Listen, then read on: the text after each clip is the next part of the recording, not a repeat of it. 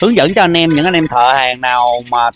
thường hay giống như là những cái đường hàng hở lớn thì chúng ta hãy sử dụng một cái que hàng để có thể chúng ta đắp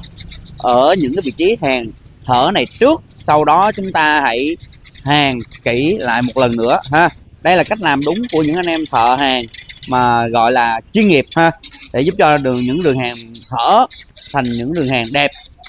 bằng những que hàng bù thôi anh em. Rồi, anh em nào mà cảm thấy rằng với cái khả năng hàng đẹp như thế này mà áp dụng được trong công việc thì áp dụng ngay. Cảm ơn anh em rất là nhiều khi đã xem video.